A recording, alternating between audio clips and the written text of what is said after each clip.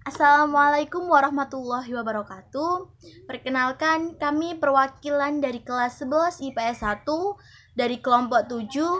Di sini kami akan mempresentasikan tugas mata pelajaran Pendidikan Agama Islam dan juga Budi Pekerti dengan bab Iman kepada Rasul Allah yang bersubbab Kisah Nabi Isa dan juga Nabi Muhammad. Dengan anggota kelompok yang pertama Dia Danud Indrawati, yang kedua Muhammad Fauzan Abu Musa, yang ketiga Nadia Herawati, dan yang terakhir Raihan Wicaksono. Dalam kerangka berpikir di sini kita akan menjelaskan pengertian iman kepada Rasul dan kisah Nabi Muhammad dan Nabi Isa. Pengertian iman pada Rasul ialah mempercayai Rasul Allah adalah orang yang bertugas untuk menerima wahyu dari Allah Subhanahu wa Ta'ala dan disampaikan kepada umatnya sebagai pedoman hidup. Di sini kita akan menjelaskan tentang kisah Nabi Isa yang dibagi menjadi 3 bagian. Yang pertama, kelahiran Nabi Isa. Yang kedua, dakwah Nabi Isa. Dan yang ketiga, mukjizat Nabi Isa. Yang pertama, kelahiran Nabi Isa. Sebagaimana dikisahkan dalam Al-Quran, Nabi Isa terlahir dari seorang perawan suci yang bernama Maryam.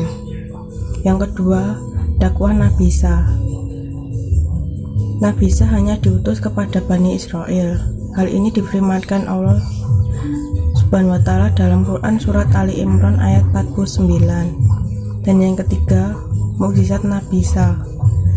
Nabi Isa terlahir tanpa seorang ayah dan juga dapat berbicara saat bayi. Kisah Nabi Muhammad Shallallahu Alaihi Wasallam. Di dalam kisah ini kita akan mempelajari 3 poin penting. Yang pertama tentang kelahiran Nabi Muhammad Shallallahu Alaihi Wasallam. Yang kedua, perjuangan dakwah Nabi Muhammad Shallallahu Alaihi Wasallam. Dan yang ketiga, mukjizat Nabi Muhammad Shallallahu Alaihi Wasallam. Oke, yang pertama, kelahiran Nabi Muhammad Shallallahu Alaihi Wasallam. Nabi Muhammad lahir di Mekah pada hari Senin tanggal 12 Rabiul Awal tahun 571 Masehi. Beliau lahir dalam keadaan yatim karena ayahnya meninggal ketika beliau belum genap usianya 3 tahun. Akhirnya beliau dibesarkan oleh kakeknya yang bernama Abdul Muthalib. Tapi karena adanya tradisi di Arab, yaitu ketika ada seorang bayi lahir, mereka harus diibu susukan kepada wanita desa. Akhirnya Nabi Muhammad SAW diibu susukan kepada Halimah As-Sa'diyah. Itu. Oke, materi kedua atau poin kedua yaitu tentang perjuangan dakwah Nabi Muhammad SAW.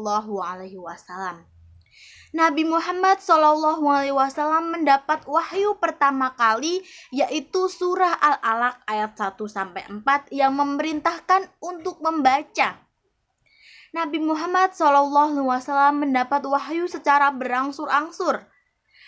Dan akhirnya Nabi Muhammad mendapat wahyu berupa perintah untuk berdakwah secara sembunyi-sembunyi lalu berdakwah secara terang-terangan. Ketika Nabi Muhammad berdakwah baik secara sembunyi-sembunyi maupun secara terang-terangan, banyak sekali ancaman, kecaman, dan juga rintangan baik dari kerabat maupun dari orang luar.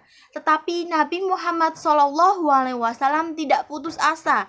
Nabi Muhammad tetap semangat menyebarkan dakwahnya. Oke, yang ketiga, mukjizat Nabi Muhammad SAW. Nabi Muhammad SAW memiliki banyak sekali mukjizat.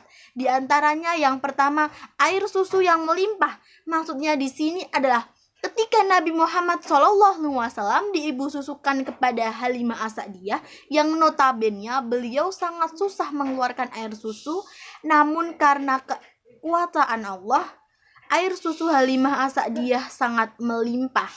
Yang kedua, Nabi Muhammad SAW dapat membelah bulan. Yang ketiga, kitab suci Al-Quran. Itu tadi adalah presentasi tugas Pendidikan Agama Islam dan Budi Pekerti dari kelas 11 IPS 1 kelompok 7. Terima kasih. Wassalamualaikum warahmatullahi wabarakatuh.